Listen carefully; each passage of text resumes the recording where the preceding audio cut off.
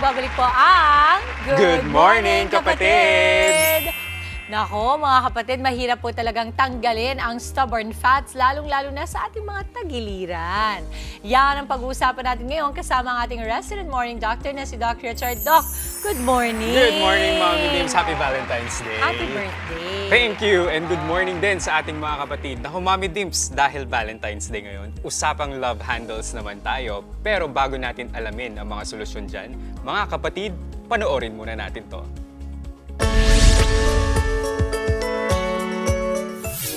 Matagal na raw iniinda ng 42 years old na si Lerma ang kanyang love handles o iyong taba sa tagiliran. 2012, nagkaroon ako ng bilbil sa tiyan dahil nagkaroon ako ng anak. Mga nasusuot ko pong short, hindi na po siya kasya.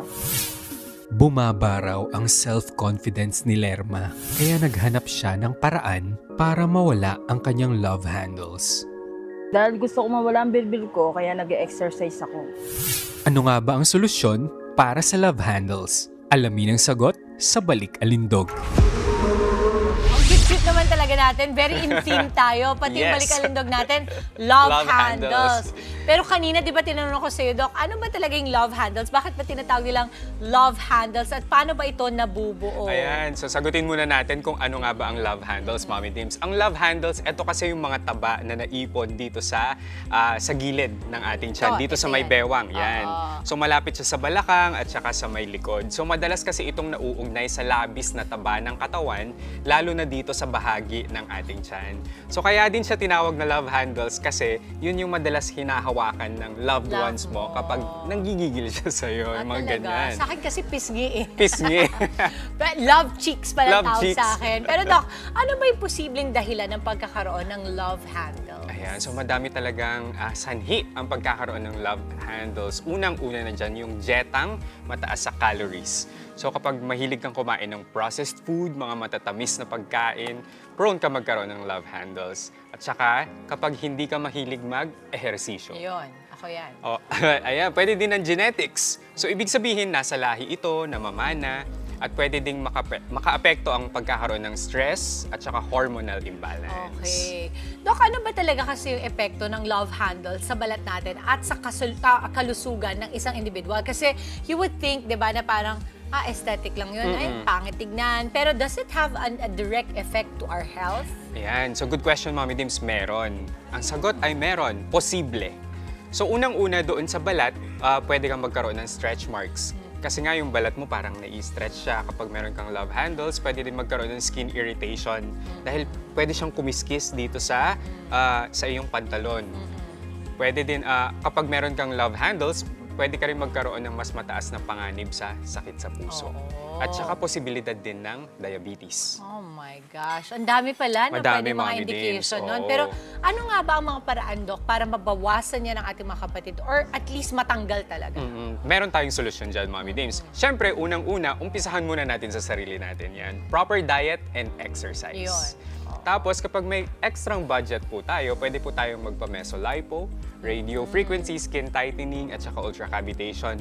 Kung hindi naman po tayo takot sa operasyon, pwede po ang liposuction. O, marami nang gumagawa niyan ganyan, Doc. Pero just make sure lang po na itong mga surgeries, mga treatments na ito, better make sure na legit po ang doktor na gagawa. Tama. Kasi napaka-importante po. Marami na tayong narinig mga horror stories, Doc. Liposuction gone wrong. Yes, totoo yan. Oo, parang ano pala, dating assistant lang pala, tapos biglang nakahawak ng mga pwedeng gamitin, naging clinic na. So we Yes. have to be very, very careful dahil ito po ay fatal, pwedeng mamatay sa ganito, Doc, kapag hindi doktor ang Totoo gumagawa. yan, Mommy Dims. Correct. Pwede din naman nilang i-check sa PRC website kung doktor o legit na doktor talaga O yung at least yung gagawa. nagfa-facilitate, Tama, di ba? tama. Okay. Pwede bang hindi doktor ang gumawa ng liposuction? Liposuction, mas maganda kung doktor dapat ang gumawa niyan. Kasi okay. katawan mo talaga yan eh. Pwede kang mamatay dyan pag hindi doktor ang gagawa sa'yo. Okay. Eto, ano ba ang mga dapat gawin para makaiwas sa pagkakaroon naman ng love handles? For example, if I don't have it just yet, paano ba hindi magkaroon nun? Ay, meron tayong tips sa ating mga kapatid. magkakapatid. So para mabawasan or maiwasan ang pagkakaroon ng love handles, unang-una, bawasan po natin ang processed foods at saka mga pagkaing matataas sa asukal. Iwasan din po natin ang labis na pag-inom ng alak. Mataas yan sa calories, Mommy Dims. Uminom din po tayo ng maraming tubig at napaka-importante, ugaliing mag-ehersisyo. Oh, yan talaga. Pisahan nyo na. Oo, kailangan talaga. Yan ang malaman ko sa buhay. Maraming salamat, Doc Richard. Aabangan pa namin ang iba mo pang mga balikalindog tips. At syempre, happy birthday, Doc Richard! Thank you, Mommy Dims. Mommy Dims, marami talaga sa atin ang hindi aware kung ano nga ba ang vitiligo. Game sa usapang kalusugan. Hair product. Pero game na game din sa sayawan Sunod na po, cartoon! at tawanan. Yan ang ating resident morning doctor na si Doc Richard. Hatid niya ang napakaraming tips sa pag-aalaga ng ating skin. Para naman always glowing din tayo tulad niya. Wow! Happy birthday, Doc Richard! Beke naman!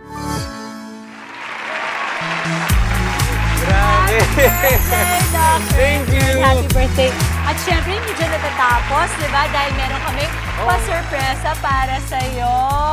At dahil mahal na mahal ka namin dito sa Good Morning Kapatid, alam mo naman na ikaw ay very special sa amin. Maraming ka natutunan. And these are, of course, your parents. Halika po, Mommy, Daddy, halika po.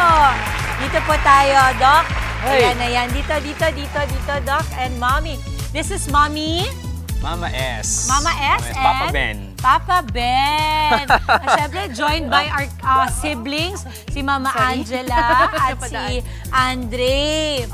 Okay, Doc, bago ka namin, gusto ko lang munang marinig ang mga mensahe ng iyong mga magulang. Okay, Sino po Papa muna? Ben. Papa Ben o si Mama? Sige, Mama. Hello, good morning po. Good morning and happy birthday, anak. And I wish you more birthdays to come and I love you. Oh, Papa Ben. Papa Ben, kayo po. Happy birthday, son. Sana always in good health and more birthdays to come. Ay, ngayon naiintindihan ko na bakit super kind-hearted and warm si Doc kasi namana pala sa magulang. Pati alam mong maayos na pinalaki ng mga magulang. Mama S, you must be so proud of Doc Richard kasi you get to see Doc Richard on TV and now that he's doing this, gaano kayo ka-proud sa kanya? Very, very proud. 100% po. Doc, meron ka bang masasabi, mensahe sa iyong mga parents bago tayo mag-uwi? Yes. Any message? Ayan, ang message ko kasi, hindi. Alam na lahat, I'm a very family-oriented person. So, sobrang mahal na mahal ko yung mga magulang ko kasi pinag-aral nila kami ng kapatid ko. Hindi kami mayaman kasi to begin with.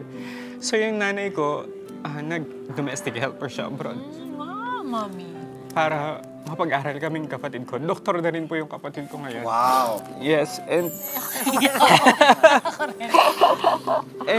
sobrang mahal na mahal ko sila. I would do anything para sa mga magulang ko. So, nung it's my time, nung kumikita na ako, pinauwi ko na sila, pinagawa na namin ng bahay. Kasi they deserve everything. They deserve all the good things in the world. Mahalin po natin ang ating mga magulang. Yes. Oo. Yes. Tignan mo, every, balikalindog Naiyak ako. nakikita ka Bayan. namin, Doc, diba? Siyempre, Grabe naman. we see a very composed, very happy all the time, Doc Richard, pero hindi natin alam, ang kwento pala ay malalim. Gusto ko nga masabi, Boss Dims, pati Tita Angela, ako po kasi, sobrang si Doc, wala akong masabing, siya yung taong walang masamang tinapay. Napakabait, napaka-humble. Totoo, nakangiti. Lagi di ba, pag dumarating, hi Doc, lagi nakangiti. Laging masaya. So, ngayon, nakikita ko na kung saan siya nga nagmana. At the same time, kung paano niyo po siya napalaki. Nalaman ko kay Papa Ben na siya pala yung panganay, yung kuya. So, talagang, mas lalo pa ako napabilib ng inyong anak dahil nakita ko kung gaano siya kalapit po sa inyo. Amazing. Ang gandang ehemplo sa lahat ng mga pamilya na nanonood ngayon. Eto na, Doc, it's your time. No need to Yes. say your wish. Take your time before you blow the candle. Yes. I want to say my wish. Okay lang ba, Mami? Yes, yes, yes. O baka kasi Parang ayaw sinabi ko kanina. Personal. Ano gusto pala niya? Yes, gaya, World peace. World peace. Gaya ng sinabi ko kanina, parang I'm so blessed. Binigay na ni Lord lahat ng pinagdasal ko. So ang wish ko na lang ngayon is para sa Good Morning Kapatid talaga. So I really hope Good Morning Kapatid, and I am manifesting we will be the #1 morning show here in the Yes, Lord. Yun na lang ang wish ko, Lord. Thank you. Claim it. Ayun.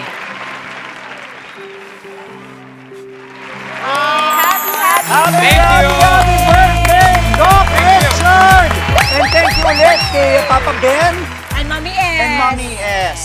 Maraming salamat po. po. At Gumising kami- po kayo ng umaga. At kami ay saludo po sa inyo. Yes, maraming salamat po. Yung anak niyo po is in good hands at malayong-malayo pa ang makakarating niyan. Magiging ano yan, doktor yan, international. Oo. Nandito din yung mga kaibigan ko pala. Mga doktor din. Hello, Doc! Ang gaganda. Oo, bawal ang hindi maganda sa pamilyang to. Yes. Oo, naku. Thank you, Doc Richard. Thank you, Thank Mama you. S. And Papa Ben. Mga kapatid, Dimples Romana po, kumpletuhin ang inyong umaga ng mga kwentong puno ng inspirasyon. Salubungin po ang bawat araw ng may ngiti at pag-asa. Kaya't mag-subscribe na po at mag-follow na sa aming social media pages ng News 5.